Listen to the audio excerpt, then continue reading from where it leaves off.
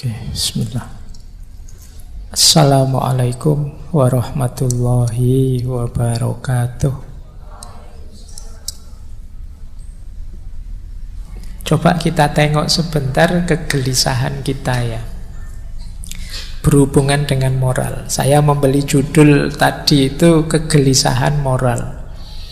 Saya ambil sebentar definisi kegelisahan moral itu dari psikoanalisisnya Freud. Jadi kata Freud itu kegelisahan itu situasi ketika ego diancam oleh id dan superego. Bagi teman-teman yang ingin tahu apa itu ego, superego, id, itu boleh nanti mendengarkan rekaman tentang Freud dengan psikoanalisisnya. Jadi diri kita ini ada 3 komponen. Yang pertama bawah sadar, namanya id. Kemudian ada level kesadaran, namanya ego. Dan ada level di luar diri, namanya superego. Jadi di luar diri berarti termasuk moralitas, norma, adat, tatanan yang kita idealkan tapi di luar diri kita. Kalau ego itu yang kita sadari sekarang. Kalau id itu kita tidak menyadarinya, tapi diam-diam dia mengarahkan kita, mengendalikan kita. Ini kalau dibahas panjang, tapi intinya itulah, nanti kalian dengarkan lagi. Saya ingin masuk ke kegelisahan, anxiety. Kata Freud, kegelisahan manusia itu ada 3 jenisnya. Yang pertama realistic anxiety, kegelisahan yang realistis. Jadi biasa itu, normal. Kok tiba-tiba hujan? Waduh, jemuranku. Itu biasa, tidak apa-apa. Jangan, Pak, saya sakit jiwa. Jangan-jangan, Pak, gelisah karena jemuran kena hujan. Ya biasa itu, masuk akal. Normal, tidak apa-apa. Oke, itu namanya realistic anxiety. Kalian orang normal pasti punya banyak ketakutan-ketakutan, kegelisahan-kegelisahan. Tapi nanti ada kegelisahan jenis kedua, ini yang malam hari ini akan sedikit kita ulas. Namanya adalah moral anxiety, kegelisahan moral. Kegelisahan moral ini ketika terjadi tabrakan antara ego dengan superego, antara tatanan di luar dengan kenyataan diri kita. Seperti tadi loh, misalnya saya tadi bilang hidup itu harus penyayang, peduli masa depan, punya prioritas. Begitu teman-teman merasa, saya kok tidak bisa ya Pak hidup dengan tertib, punya prioritas seperti itu. Nah kalian gelisah. Atau di tengah masyarakat ada aturan apa, kalian tidak bisa memenuhinya, kalian terus gelisah. Saya kok tidak bisa ya jadi orang dermawan. Mau sodakoh nyumbang bencana Cianjur saja berat sekali, maju mundur, akhirnya tidak jadi. Terus akalnya menjustifikasi, tidak apa-apa, sudah yang lain yang nyumbang banyak, tenang saja. Ada tidak yang begitu? Ada mestinya ya. Oke. Ini namanya kegelisahan moral. Terus kamu menyalah-nyalahkan dirimu sendiri. Aku ini kok pelit ya, aku ini kok tidak dermawan ya, aku ini. Ini namanya kegelisahan moral. Sumbernya banyak, nanti kita lacak sumber-sumbernya. Nah, dan yang terakhir, kalau ini kebalikannya, neurotic anxiety. Kalau ini perlu mungkin pendampingan ahli jiwa. Kegelisahan yang sifatnya tabrakan antara ego dengan id. Jadi ini orang tidak bisa ngontrol dirinya lagi, dikendalikan sepenuhnya oleh bawah sadarnya. Kalau ini mungkin kita agak perlu pendampingan ahli jiwa. Kalau yang realistik masih normal, moral anxiety juga masih normal, asal tidak berlebih-lebihan. Jadi malam hari ini kita bahas yang moral ya, yang kegelisahan moral kita yang kadang-kadang kita itu menyalahkan diri kita sendiri karena tidak sesuai dengan ideal moral yang berjalan di sekeliling kita. Pak, saya itu ngaji filsafat sudah bertahun-tahun loh Pak, saya kok gini-gini aja ya. Saya itu apa memang tidak pinter ya Pak, atau apa? Itu kan kegelisahan moral namanya. Oke, baik, kita lihat ya akar-akar kegelisahan moral hari ini. Saya tidak akan bilang kalian punya kegelisahan moral apa, tapi secara umum sumber-sumber kegelisahan moral kita hari ini itu apa saja sih? Ini ada beberapa hasil kontemplasi tentang situasi kita hari ini. Ini jadi bahan ya, itu setiap poin itu bisa didiskusikan satu kali seminar, itu masih panjang. Ini saya menginventarisir saja. Kita tengok ya, nanti boleh kalau ada yang ingin menanggapi problem-problem yang saya sebut ini. Yang pertama, situasi belief, kepercayaan, religiositas dan lain sebagainya mulai banyak di kalangan kita perilaku-perilaku eksklusif. Ini mulai sering jadi sumber kegelisahan. Jadi eksklusif itu bahasa Arabnya jamid, jumud, kaku, macet, mandek. Jadi ada artikel yang kemarin saya baca yang bilang bahwa Indonesia itu sekarang growing intolerance. Mulai tumbuh, mulai besar perilaku-perilaku intoleran. Ini bagian dari kegelisahan.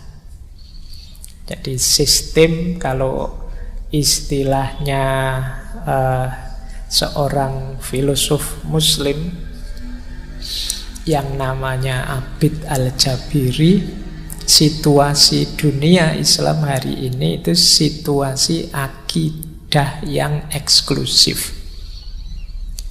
Jadi merasa pandangannya adalah yang paling benar.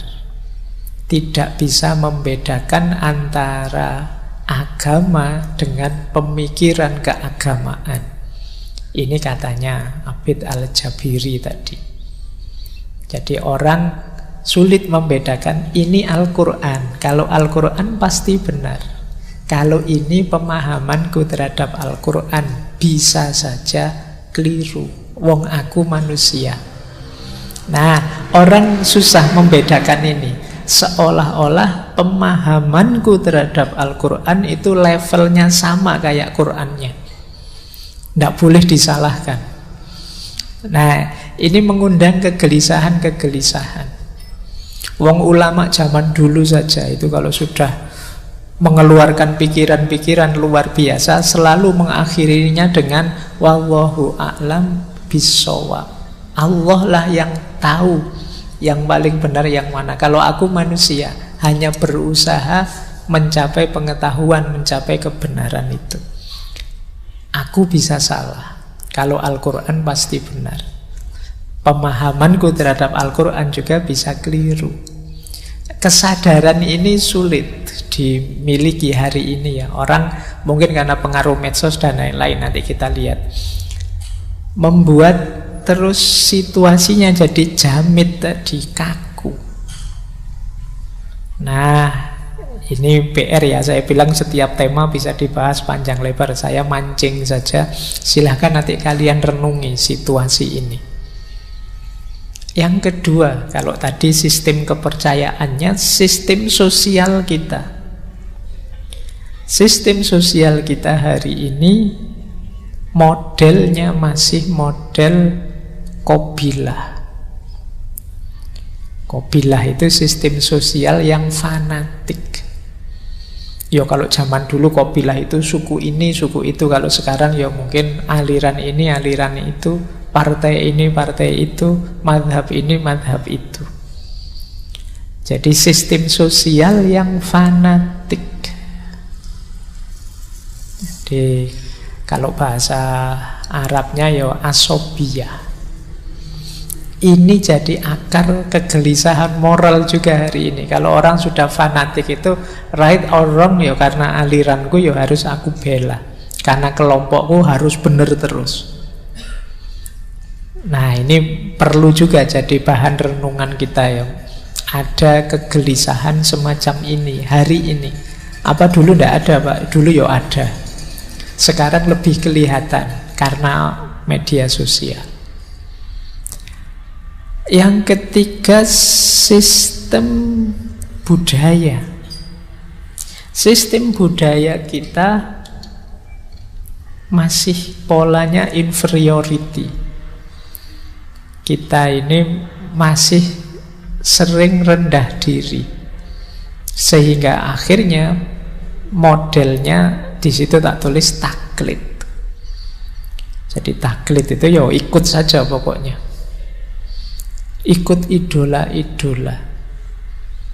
Semoga di sini tidak ada yang mengidolakan ngaji filsafat, karena diidolakan itu diberhalakan. Jadi ya ini ngaji bagus, tapi tidak selalu isinya mesti baik, mesti benar. Mungkin benar tapi tidak selalu relevan sesuai untuk hidupmu, dan seterusnya. Jadi kalian harus kritis. Jadi jangan bikin kobilah sendiri. Kita sudah terlalu banyak kobilah. Ayo yang cair.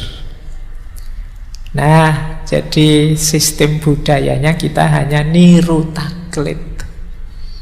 Untuk budaya sendiri kita agak inferior. Boleh dicek dalam banyak hal. Tren kah? Tradisi kah? Acara, kegiatan kah? Itu biasanya kita kiblatnya kemana-mana. Film saja sama-sama film laga gitu ya tetap milih yang luar kita. Yang film kita anggap level film apa Indonesia apa? Enggak. Yang luar. Kita masih inferior. Jangankan yang budaya, mau kita ketemu orang luar saja kadang-kadang kan rasanya beda. Sudah mahasiswa S2, S3 ketemu turis saja, ngajak ngomong saja grogi, khawatir diajak ngomong bahasa Inggris. Merasa Inggrisnya tidak bagus.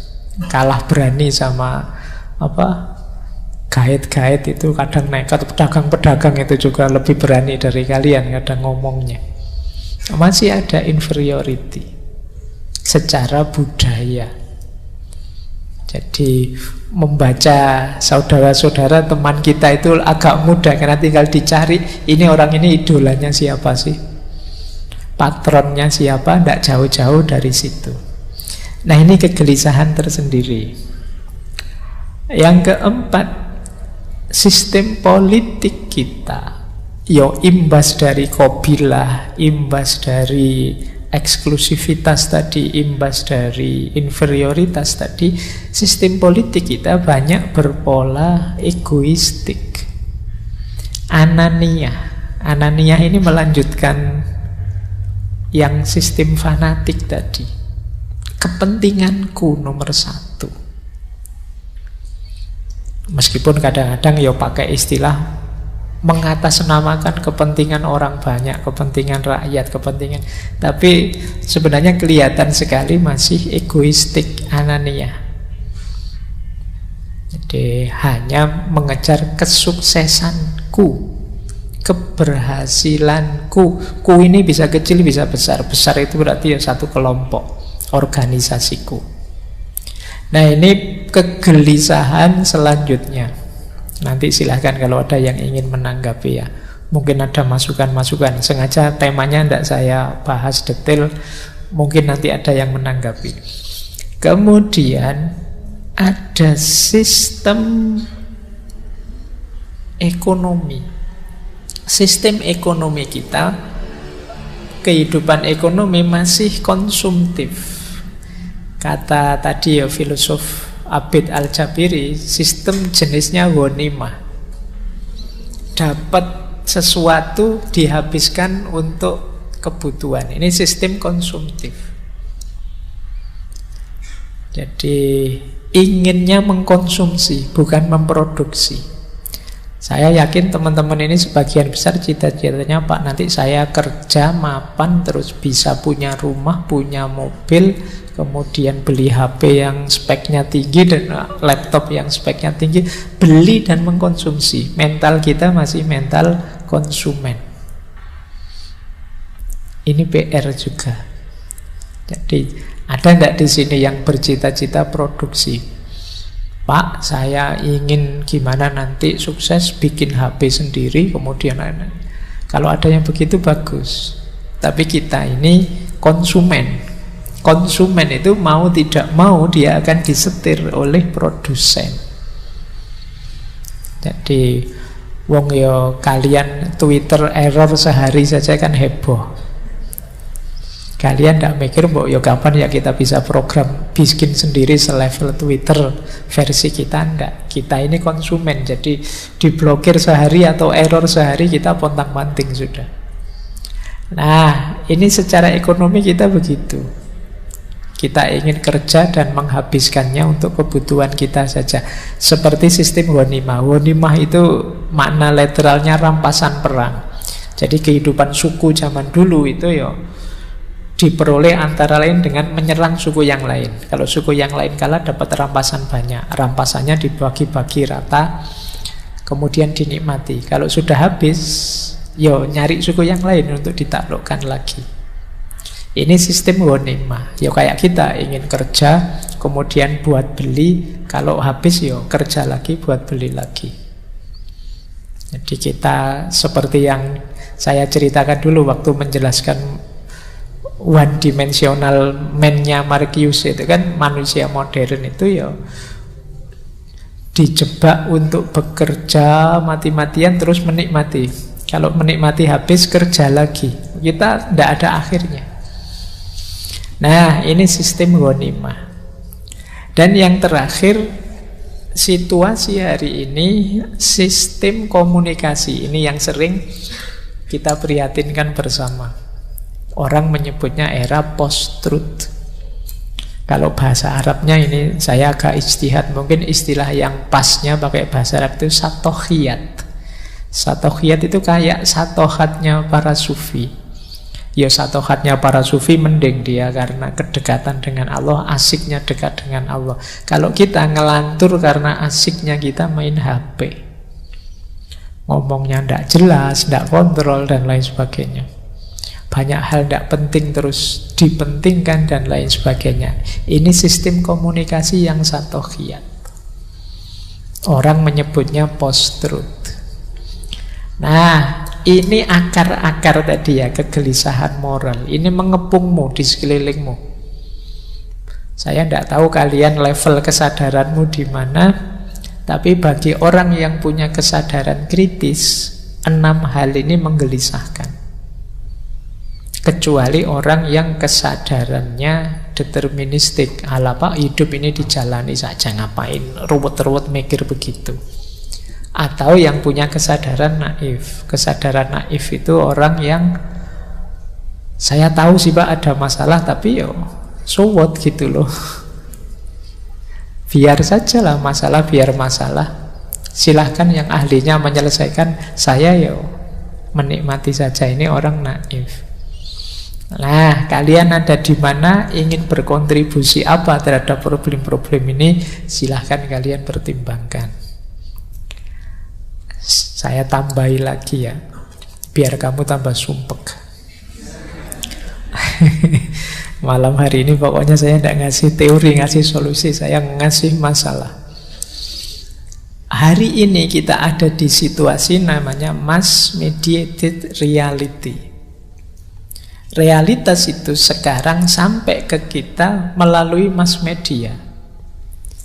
Kalau dulu orang menyebut pengalaman itu kan bayangannya terjun langsung, ngalami langsung. Sekarang tidak. Pengalaman hidup itu diperoleh melalui mass media. Maka namanya mass mediated reality. Sekarang apa yang tidak lewat mass media? Ngaji sekarang yo YouTube. Para ustadz, para ulama, para kiai ya punya channel sendiri-sendiri. Apalagi makanan, apalagi semuanya lewat mass media. Nah, Apa efeknya mass media yang jadi fokus realitas hari ini? Itu inventarisir saya, ada beberapa efeknya.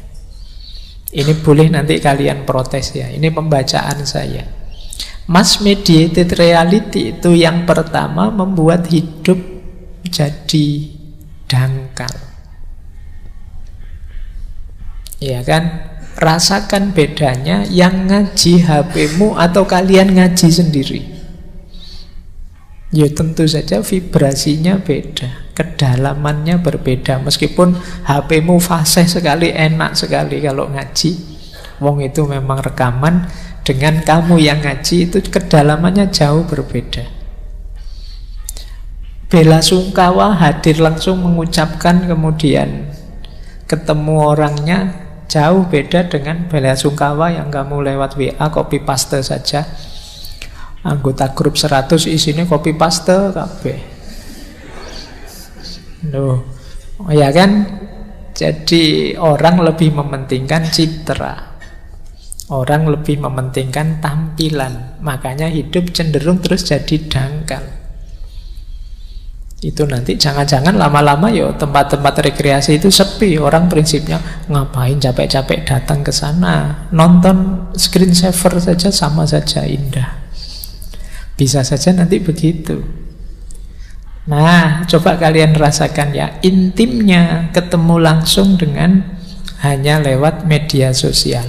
Rasakan yang kemarin waktu pandemi, yang mau tidak mau kalian hanya berinteraksi via media sosial, dengan sekarang sudah bisa ketemu langsung. Ngaji gini aja kan rasanya beda kedalamannya. Oke, baik. Yang pertama itu PR kita. Bukan berarti kalau begitu ndak HP-HP-nan Pak, ndak. Ya kamu harus lebih cerdas menyikapinya. Yang kedua, hari ini itu noisy, riuh. Kenapa? Orang semua ingin menunjukkan dirinya. Karena citra dianggap lebih penting daripada kenyataannya. Jadinya ruamenya luar biasa. Kamu boleh ngitung, kamu punya berapa grup di HP-mu, kemudian berapa ratus WA yang tampil di HP-mu hari ini, terus kamu hitung mana yang penting, mana yang tidak. Dari ratusan postingan itu berapa yang penting? Kadang-kadang kan kamu buka TikTok itu kan, kalau pas bagian serius kamu skip, bagian dagelan lucu-lucu kamu tengok, nanti bagian apa kamu tengok. Ini ilmu loh, nanti saja, nanti yang lucu-lucu.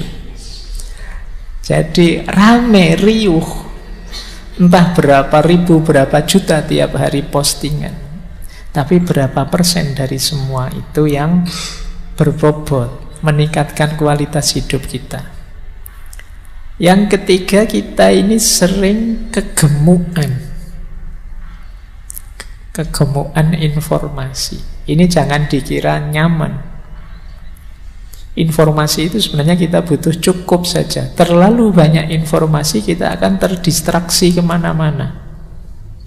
Hal-hal tidak penting merepotkan kepala kita. Karena terlalu banyak informasi.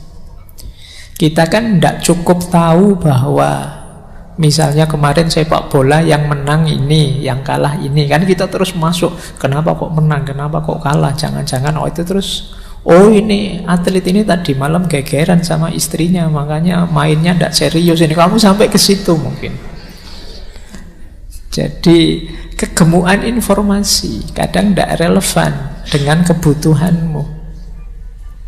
Nah, ini juga sering jadi masalah. Kalau kalian tangguh, punyalah filter. Kalau ada hal-hal yang tidak penting, di skip saja. Aku tahu tentang ini juga tidak ada manfaatnya kok, lewati saja. Apa sih pentingnya kalian tahu artis ini sebentar lagi cerai loh Pak, sekarang sudah pisah ranjang, kemarin diwawancara itu. Jadi kamu paham bener yang tentang itu. Eman-eman. Ya memang HP-mu mungkin isinya macam-macam, tapi yang jadi fokusmu kan itu. Ya saya tahulah di HP-mu ada downloadan buku ini, buku itu, tapi kan nggak pernah kamu tengok. Yang penting wis download, kamu nyaman sudah, dibaca juga enggak. Baik, itu kegemukan. Yang keempat apa? Ketelanjangan. Apa sih sekarang yang enggak kamu pamerkan keluar? Yang menelanjangi bukan orang kok, kamu sendiri. Orang itu ngerti detik per detik kamu sedang ngapain. Kenapa? Kamu enggak berhenti posting. Ngaji ini saja, nanti berangkat ngaji nih di MCS. Nah, ya kan? Sampai depan ngantri nih kopi. Duduk kamu foto lagi, posting lagi. Entah berapa kali posting kamu sekali ngaji. Wong kamu sendiri yang pamer.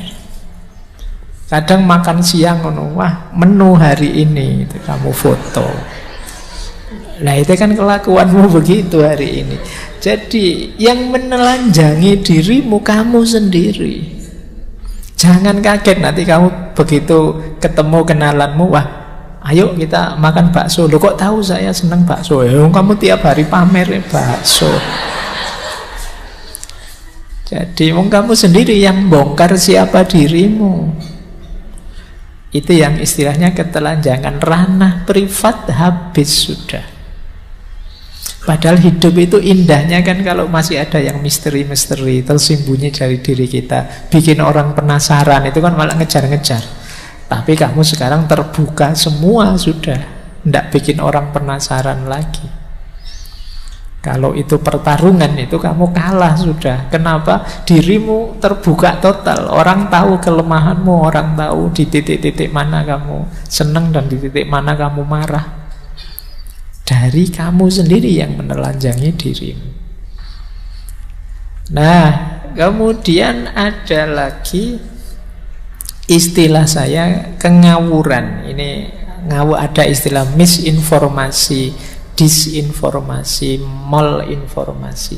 Kalau misinformasi salah paham. Disinformasi itu kita tahu ini berita tentang itu, tapi kita pakai untuk yang lain.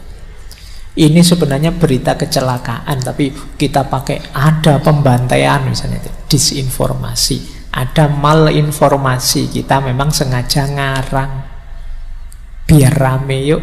Nah itu malinformasi. Ini kok grup sepi ya, wah kamu terus bikin goro-goro apa, posting gambar yang apa, yang terus kamu komentari apa, orang jadi rame. Cuma ingin bikin rame saja.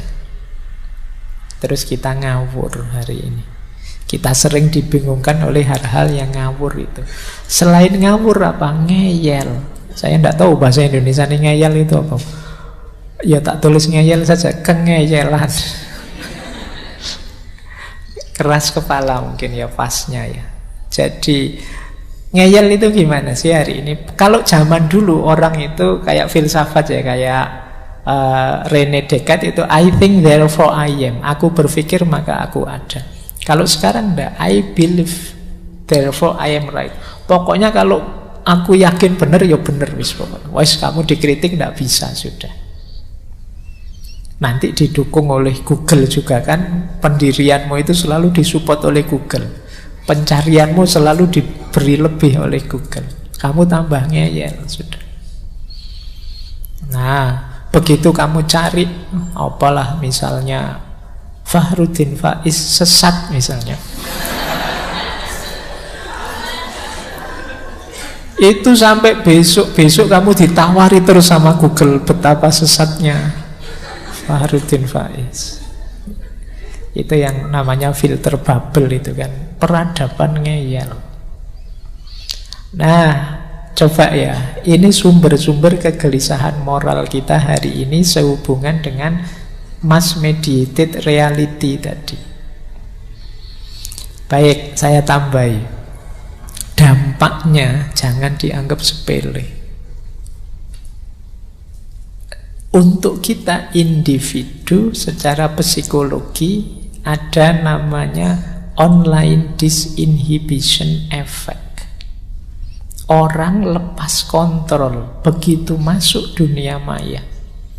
rusak moralmu. Dan kamu tidak peduli. Kenapa? Kalau di dunia nyata kamu berperilaku immoral, kelihatan langsung. Tapi di dunia maya tidak. Kamu tidak sadar itu. Kamu diam-diam bohong, diam-diam bikin berita palsu, diam-diam bikin goro-goro. Tenang saja Pak, saya punya akun anonim, saya punya akun yang fake account, jadi saya bohong. Kamu anggap seperti itu aman, kamu tidak sadar betapa itu merusak dirimu sendiri. Jangan dikira mentalitas seperti itu hanya bikin rame yang di luar dirimu, bikin masalah di luar. Kerusakan moralmu yang diprihatinkan. Orang lain tidak tahu, tapi dirimu kacau, dirimu rusak. Jadi kalian bikin berita bohong, komen yang ngaco, merusak, menghancurkan reputasinya orang, dan kalian seneng-seneng saja dengan itu. Lumayan rame, padahal saya tadi bohong loh, sekarang rame, asik ini. Nah, seolah-olah itu aman. Ya mungkin aman, kamu tidak ditangkap polisi, tidak ketahuan, tapi moralmu rusak. Ini kalau masif tadi ya, hubungannya dengan generasi. Bagaimana nanti bangunan moral generasi yang akan datang. Yang kedua, ada fear of missing out. Ini orang sering pakai istilah FOMO. Takut kalau tidak eksis. Akhirnya kamu memaksakan diri harus tampil terus di dunia maya, harus tampil terus, posting apa saja. Ini namanya fear of missing out. Tidak penting pun, yang penting kamu tampil. Akhirnya ada orang share apa, kamu lanjutkan, kamu share lagi. Ada orang ngirim apa, kamu tidak paham, ini ngirim apa tuh kok sulit, alah ketok kok apik, tak share lagi aja. Padahal mungkin kamu tidak sadar itu banyak hal yang mungkin merusak di situ, banyak hal yang membingungkan orang. Yang penting kamu tampil. Kalian kan gelisah kalau grupmu sepi. Grup ini kok sepi banget ya, terus meme-nya banyak tentang grup yang sepi itu. Seolah-olah kalau sepi berarti kamu tidak ada. Kalian ingin tampil terus, eksis terus. Kadang-kadang kalau ada teman sakit atau ada anggota grup yang keluarganya meninggal, itu kan yo perlombaan innalillahi, perlombaan bela sungkawa. Tidak cukup satu orang, kami semua dari grup ini mengucapkan, tidak, semuanya. Akhirnya terpaksa kita harus menghapusi satu-satu postingan karena penuh kuotanya. Jadi itu fear of missing out. Seolah-olah kalau belum tampil, belum ada. Makanya kalian setiap kali posting kan bolak-balik kamu tengok kira-kira yang sudah melihat berapa, yang sudah nge-like berapa ya. Semakin banyak yang nge-like, semakin banyak yang lihat, kamu merasa semakin eksis. Jadi kamu eksis atau tidak, kamu ukur sejauh mana postinganmu viral. Ini saya posting sejak kemarin, yang like kok cuma 2 saja. Itu pun yang satu akunku sendiri, yang satunya iya, itu kamu gelisah mesti ya, karena khawatir jangan-jangan aku sudah tidak dipedulikan orang lagi. FOMO, fear of missing out. Yang ketiga, kamu lebih peduli citra daripada esensi. Kamu lebih senang kelihatannya daripada aslinya. Itu kan yang membuat kalau kamu foto itu filternya bisa 3-4 kali. Kamu nyari foto yang bisa membuatmu seganteng mungkin. Itu pun sekali foto kamu ambil 20-30 kali, kamu pilih satu yang menurutmu paling pas. Citra lebih kamu utamakan daripada keaslian. Ini juga perlu dipertimbangkan. Kemudian mentalitas instan. Apa-apa ingin segera, ingin langsung. Kalau ini boleh nanti teman-teman mendengarkan sesi ngaji Paul Virilio tentang dromologi. Bagaimana masyarakat hari ini tuh apa-apa ingin cepat, tidak sabar menunggu proses, tidak sabar menanti proses yang memang harus dijalankan. Nah, inginnya instan. Pilihan presiden masih 2 tahunan lagi. Itu mungkin kamu yang sudah punya jagung pinginnya, yo calonku harus jadi presiden sekarang. Jadi ingin segera, ingin langsung. Nah, ini nanti efeknya besar untuk kehidupan hari ini. Perhatikan juga problem kelemahan dalam alarming intuition. Alarming intuition itu sinyal bahaya dari dalam diri kita sendiri. Karena kita bergumul dengan kepalsuan-kepalsuan, citra-citra yang tidak sejati, kita tidak peka lagi terhadap yang sejati. Bahkan mungkin kita tidak sadar sedang melakukan bahaya. Termasuk yang diramalkan oleh Han Jonas sendiri. Ini sebenarnya kita sedang bunuh diri menuju situasi kiamat bareng-bareng. Sinyal bahaya dalam diri kita mulai melemah. Jadi seolah-olah itu biasa saja, normal saja. Nah, ini juga PR kita semua. Dan yang terakhir tentu saja ketidakpastian. Mana yang memang sejati benar, mana yang asli, mana yang esensial, kita sulit membedakannya hari ini. Apalagi efek untuk dunia sosial, ini lebih parah lagi. Narasi cerita kita itu bisa lebih kita anggap benar dibandingkan data. Viral jadi patokan. Kalau viral berarti benar, kalau enggak berarti tidak. Jadi logikanya hari ini banyak pakai logika viral atau enggak viral. Kebenarannya orang banyak kita pastikan benar. Cara berpikir ini kan terus dimanfaatkan oleh berbagai pihak. Misalnya dengan fenomena buzzer-buzzer itu. Kenapa yang seperti ini laku? Karena selama ini kita berpikir yang didukung orang banyak atau yang viral itulah yang benar. Coba cara berpikir kita tidak begini, mungkin ya buzzer-buzzer tadi tidak laku. Begitu, wah ini trending nomor 1, tidak masalah, tidak mesti benar juga kok. Sekarang nomor 2 Pak trendingnya, ya terserah lah. Itu nomor 1 atau nomor 2, ya kalau salah ya tetap salah.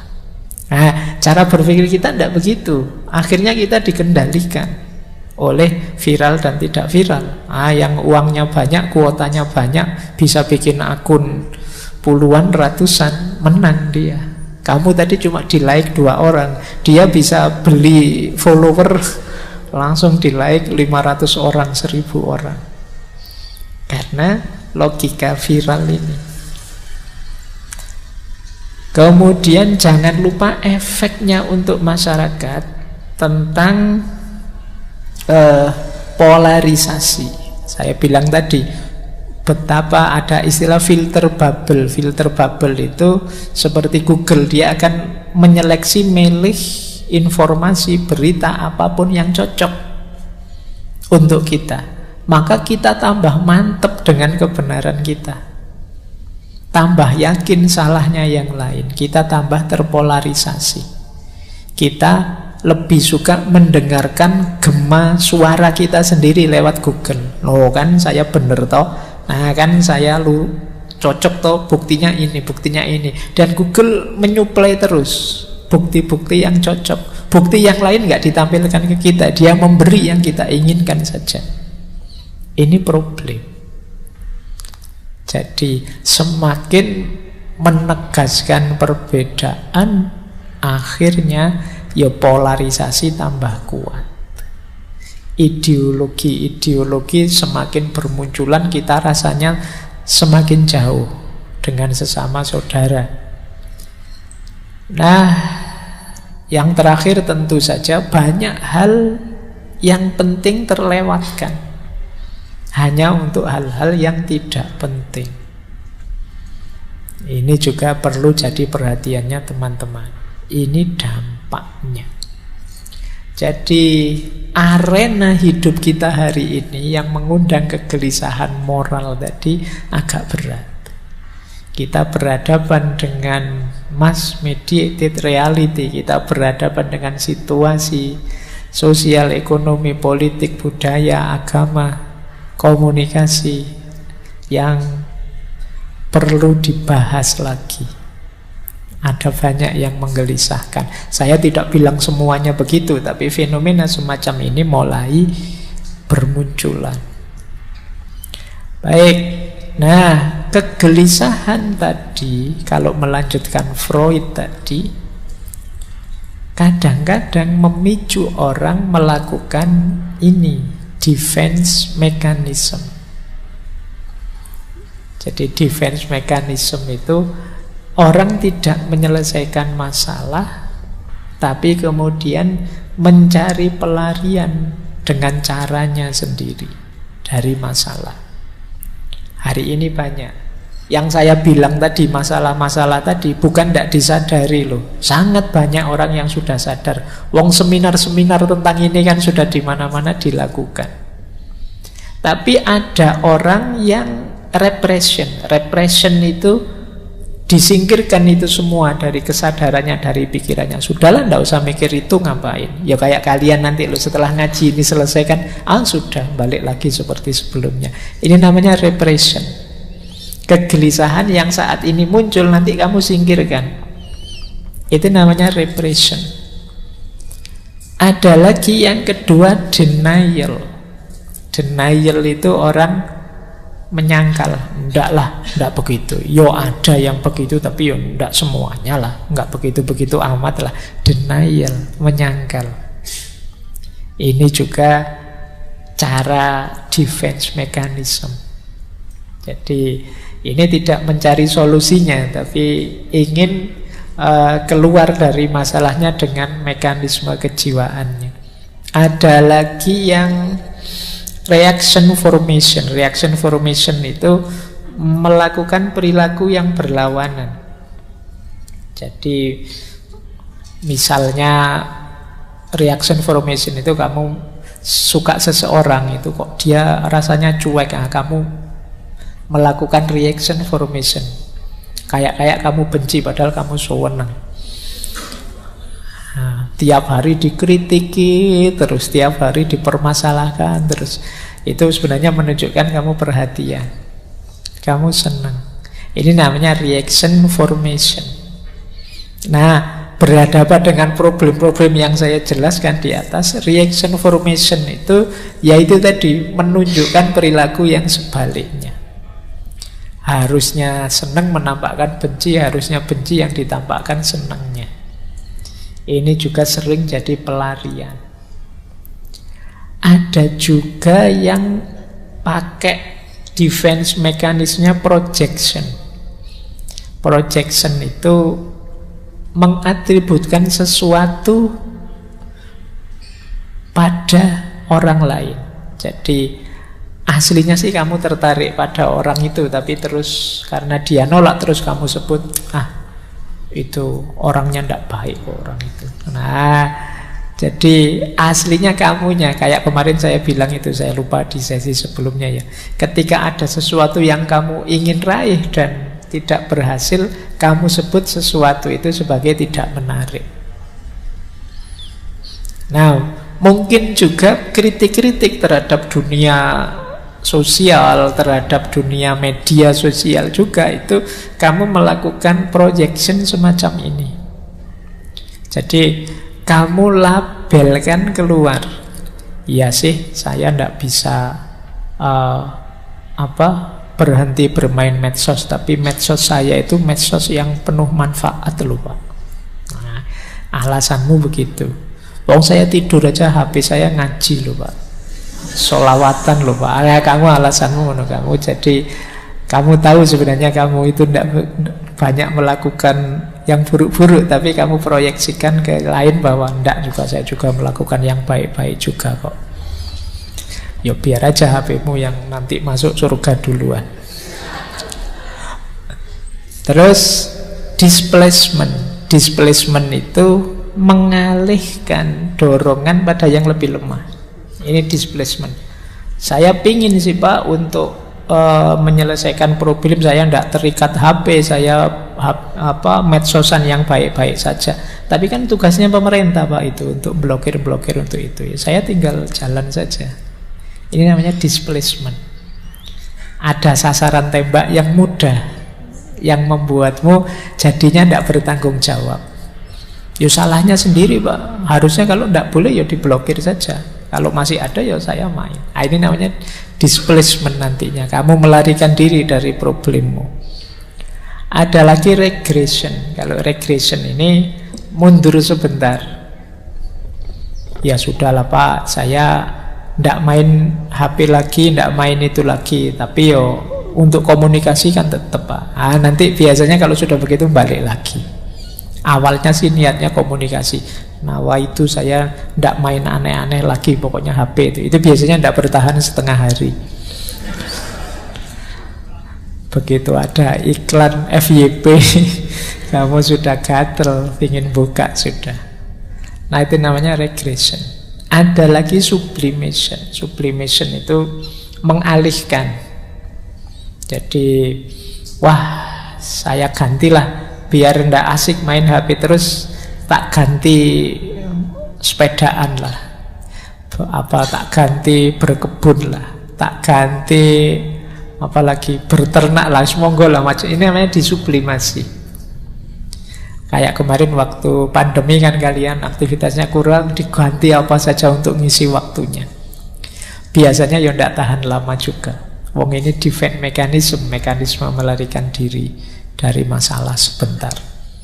Dan yang terakhir ada rationalization. Rationalization itu ya kamu mencari argumen-argumen untuk membenarkan sebenarnya kamu itu salah. Kita kan sering pakai argumen, oh yang kayak begitu kan manusiawi Kak, manusia itu memang begitu Kak. Nah, jangan lupa manusia itu fitrahnya lengkap. Jadi fa'alhamaha fujuroha wa taqwaha. Manusia itu mau takwa bisa, mau fujur bisa. Jadi kalau sekedar yang alami dari manusia, kadang-kadang yang alami itu juga banyak yang negatif. Jadi kita itu punya sisi negatif, juga punya sisi positif sebagai manusia. Baik. Nah, ini defense mekanismenya. Oke. Jadi itu problem-problem kita.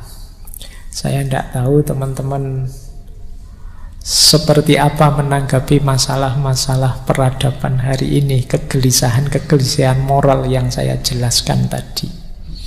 Untuk menutup malam hari ini, coba ini nanti jadi bahan renungan ya. Inilah hidup yang sehat. Hidup yang sehat secara batin ya, secara spiritual. Kalau hidup sehat yang fisik, teman-teman mesti sudah ngerti. Nanti tolong ini jadikan standar.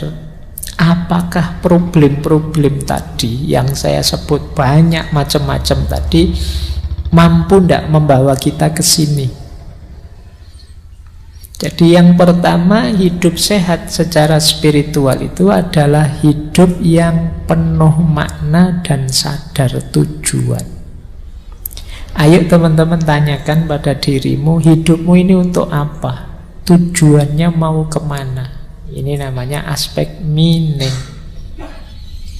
Mulai tanyakan itu, kemudian coba dicek semua fasilitas, semua yang kamu mampu kamu miliki, kira-kira sudah atau belum kamu gunakan untuk mencapai tujuanmu. Nah, ini standar pertama ya. Ayo hidup yang bermakna. Bukan berarti kamu tidak boleh main HP, tapi HP-mu mendukung terhadap kebermaknaan hidupmu dan realisasi tujuan hidupmu. Yang kedua, value. Value itu hidup yang menghargai kepercayaan dan tatanan, hidup yang punya standar. Ini baik, ini buruk, ini indah, kalau itu tidak. Ini namanya value. Kita diminta untuk hidup ini punya nilai. Biasanya untuk punya makna itu harus ada yang bernilai. Apa sih nilai-nilai yang kamu unggulkan, kamu pegangi dalam hidupmu?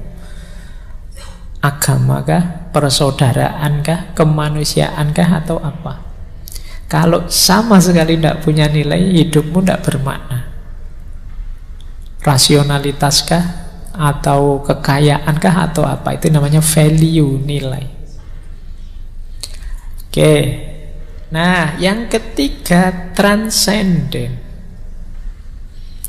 Transenden ini kesadaran bahwa ada dimensi hidup yang lebih tinggi dibandingkan hidup yang kita jalani sekarang. Kita hari ini hidup dalam banyak keterbatasan-keterbatasan. Ada level transendennya, ada level yang lebih tingginya. Dan kita semuanya menuju ke sana. Nah, fasilitas-fasilitas tadi membantu ndak upaya kita untuk melakukan transendensi, melampaui situasi hari ini ke ranah yang lebih tinggi. Yang keempat, connecting. Connecting itu keterhubungan. Kesadaran kita bahwa segala tujuan, makna, nilai, dan upaya transendensi tadi tidak mungkin kita jalankan sendiri tanpa keterkaitan dengan orang lain. Jadi sejauh mana perangkat, peralatan, fasilitas yang kita miliki tadi membantu kita semakin dekat, erat, terkoneksi dengan yang lain, atau jangan-jangan malah tambah pisah-pisah, tambah banyak permusuhan. Nah, itu coba nanti dievaluasi. Dan yang terakhir, becoming. Becoming itu hidup yang baik adalah hidup yang tambah lama tambah baik. Maka kita hendaknya melakukan refleksi, ini hidup saya tambah baik apa enggak ya? Kemarin saya gimana, sekarang gimana? Dulu saya zaman waktu SMA itu Pak, rajin tahajud Pak, ngaji. Sekarang sudah mahasiswa, wah, ya saya tidak berani ngomong Pak. Iya, tapi sekarang saya tambah pinter Pak, tambah ngerti dalil, tambah ngerti. Iya, jadi coba dicek, kamu tambah baik apa enggak? Ya harusnya tambah mahasiswa. Kalau dulu tahajudnya 4 rakaat, ya sekarang 12 rakaat misalnya, itu sip. Dulu ngajinya 3 bulan sekali baru khatam, ya sekarang 1 bulan bisa khatam saya Pak. Itu luar biasa, meningkat namanya. Apakah begitu hidupmu atau tidak? Becoming atau tidak? Tambah baik, tambah baik. Nah, ayo ya dievaluasi, biar tidak hanya yang sehat jasmani kita, rohani kita juga harus sehat, yaitu hidup yang bermakna, bernilai, transenden, connecting, dan becoming. Seperti apa sih mengaitkan kegelisahan moral tadi dengan kesini? Nah, itu tugas kalian masing-masing, mencari relevansinya untuk hidupmu. Bagaimana menggunakan, mentransformasi semua problem tadi jadi solusi demi hidup yang sehat secara rohani, tidak hanya sehat jasmani.